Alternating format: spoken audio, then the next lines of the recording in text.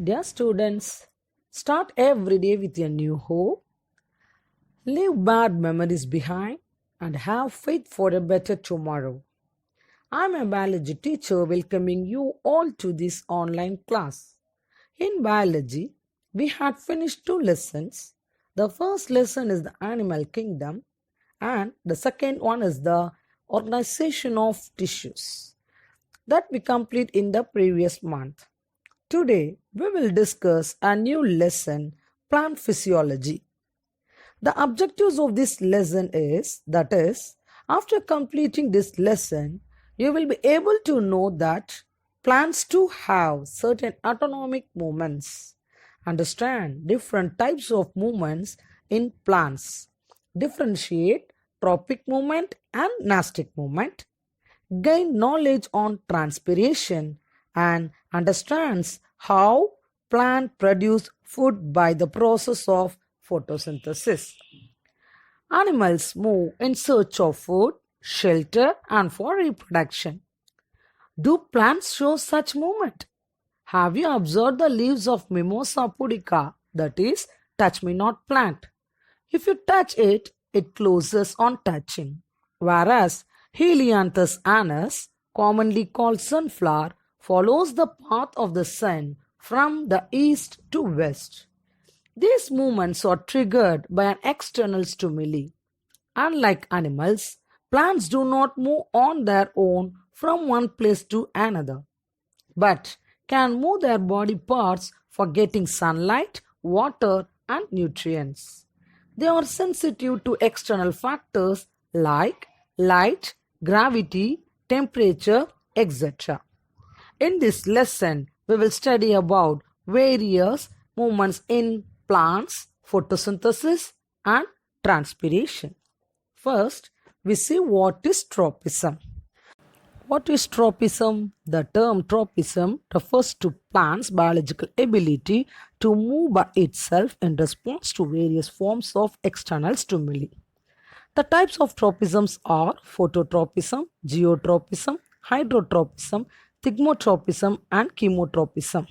First, we see what is phototropism.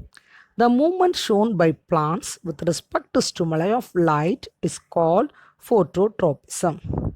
Here you can see the shoot is positively phototrophic and so it grows towards the light. You see the shoot growing towards the sunlight. Shoot is nothing but the stem. After germination from seed, the stem grows towards the sunlight and this is phototrophic movement. The shoot shows positive phototropism and negative geotropism. The next is geotropism. The movement shown by plants with respect to stimuli of gravity is called geotropism. Roots are positively geotrophic. You can see the roots in the soil. Roots shows positive geotropism and positive hydrotropism. Next, we see what is hydrotropism.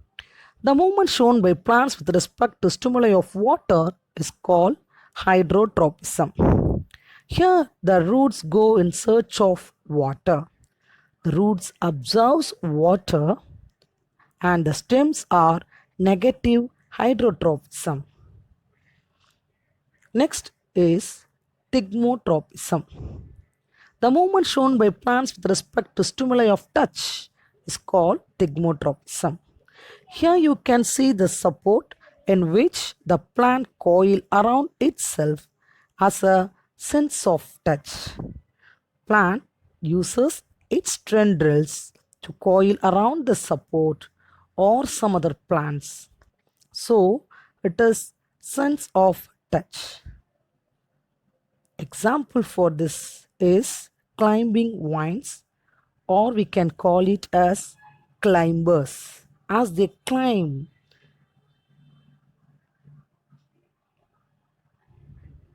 Next is chemotropism. The movement shown by plants with respect to stimuli of chemicals is called chemotropism. The growth of pollen tube towards the ovule after pollination is the example. Next, we move on to nastic movements. Nastic movements are non-directional response of a plant or a part of a plant to stimulus. Different types of nastic movements are there. First is photonasty. Movement of a plant part in response to light. Example, Tarasicum officinale or common dandelion blooms in morning and closes in the evening. Similarly, Epomia alba moonflower opens in the night and closes during the day. The next is the Thigmonasty. It is also called Seismonasty. Touch me not plant is the example for this. It is found in Mimosa pudica. This is because its leaves show peculiar type of movement in response to touch. The leaves of touch me not plant has swollen base called pulvinous. When the plant or the leaves receives the stimulus of a touch or chemical is released, which travels up to each pulvinous. After receiving the chemical, the inner cells of the pulvinous undergo exoosmosis, that is, they lose water and become placid. This results in closing of leaves. This movement shown by the leaves of touch me not plant is called thigmonasty. The Venus flytrap presents a spectacular example of thigmonasty. It exhibits one of the fastest known nastic movement. Next is the thermonasty. Movement of a part of a plant is associated with change in temperature. Example, tulip flowers blooms as the temperature increases. Now, let us see an experiment to demonstrate hydrotropism. Take a glass trough and fill it with sand. Keep a flower pot containing water plugged at the bottom and the center of the glass trough. Place some soaked pea or bean seeds around the pot in the sand. What do you observe after 6 or 7 days? After 6 or 7 days, you can observe that the pea seed germinate and the roots of the pea plant grows towards the pot containing water and the shoot grows towards light. This proves that root exhibit positive geotropism and positive hydrotropism. That means roots grow towards gravity and also towards water. You can do this experiment in your home by yourself and you can find out the results also. Next, we will discuss some of the differences between tropic and nastic movements. If you see the tropic movements, they are unidirectional response to stimulus. They show single directional response. And the growth dependent movement. They show growth dependent movement. They are more or less permanent and they are irreversible. And tropic movements are found in all plants and they exhibit slow reaction. Whereas nastic movements are non-directional responses to stimulus and they are growth independent movement. They are not dependent on growth. They are temporary and reversible and they can found only in a few specialized plants, not in all plants. And these nastic movements exhibit immediate action. Students, I hope you all can understand the different types of movements in plants and now you can able to differentiate the tropic movement from the nastic movement. Next we will see photosynthesis. Do you know how plants make their food? No? Well, from this video you can able to understand the process of photosynthesis by which plants make their own food. Photosynthesis is the process used by plants to make their own food. It is the combustion of light energy into chemical energy by plants. This chemical energy is used by plants for growth and nourishment.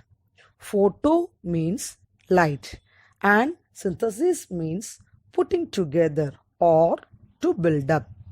When humans cook food, some essential things are required such as fire, water, vegetables, etc. Similarly, to make their food, plants also need essential factors including light, water, nutrients, soil, etc.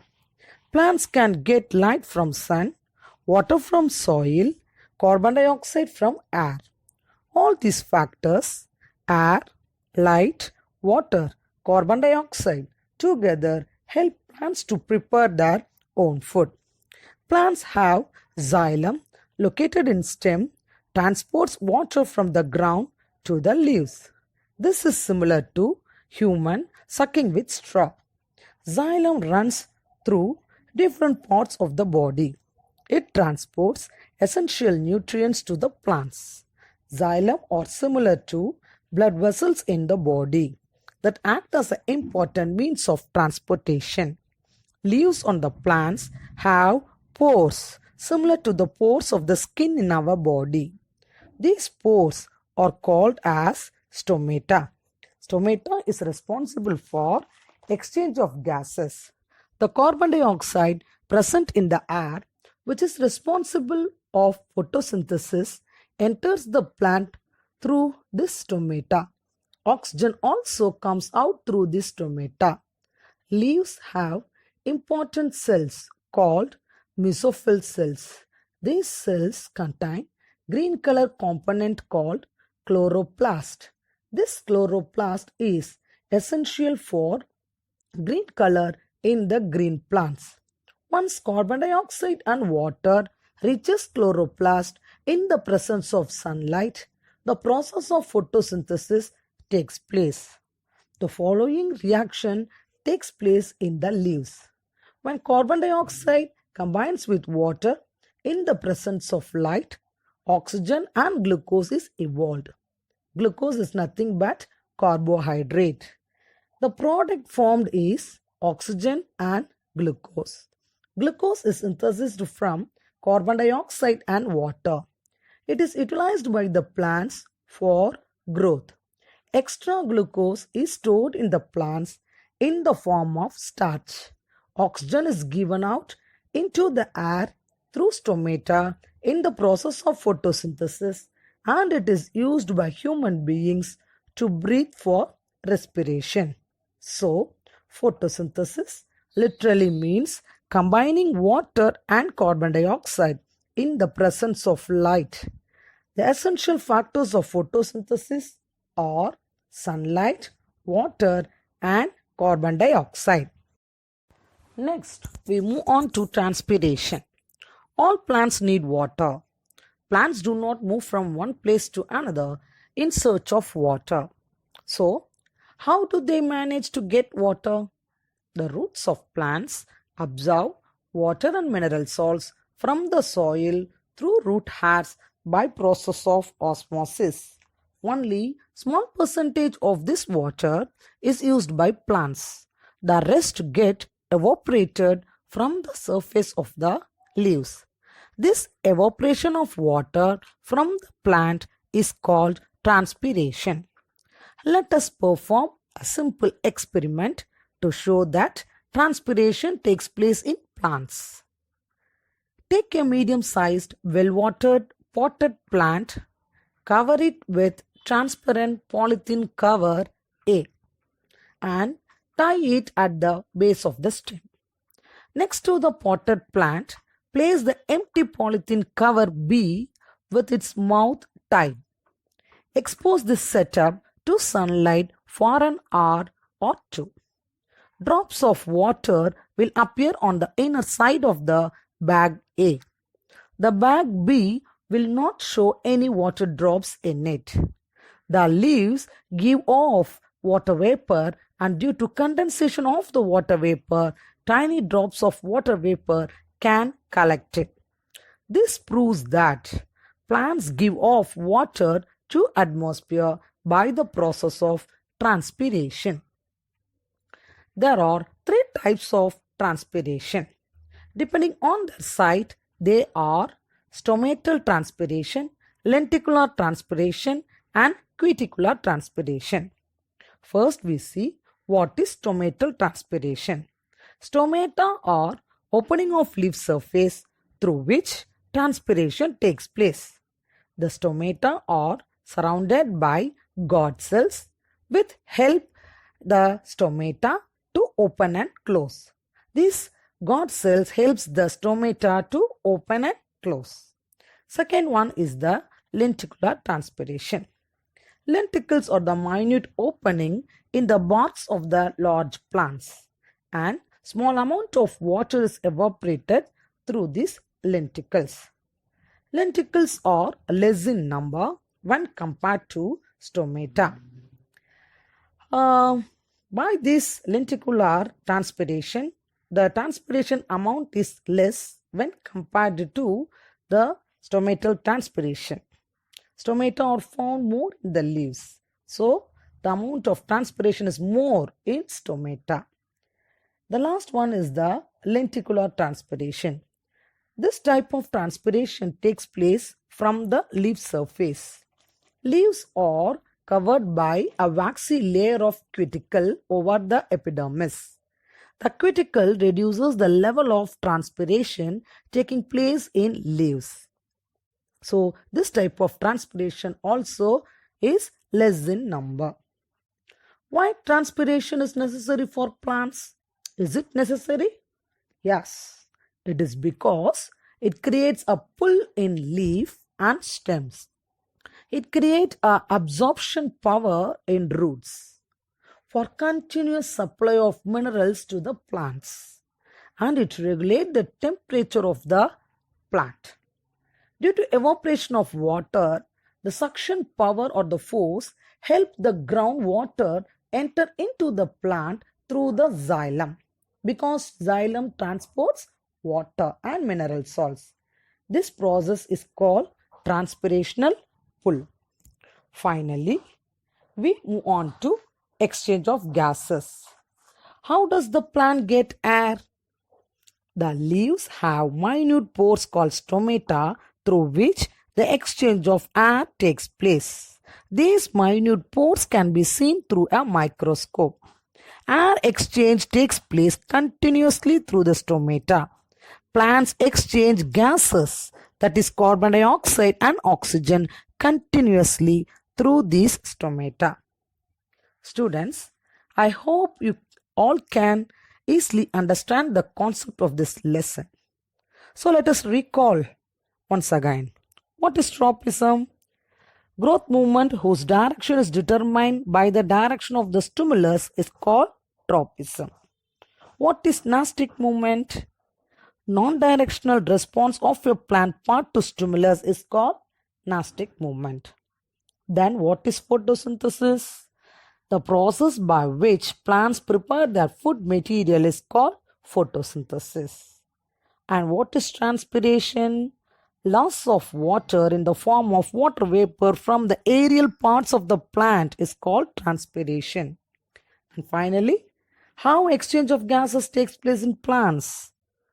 Through the small opening called stomata. Yes, stomata are the minute opening on the leaves which helps in the exchange of carbon dioxide and oxygen. Good. Students, study the lesson well and do the assignment. Be safe at home. Thank you.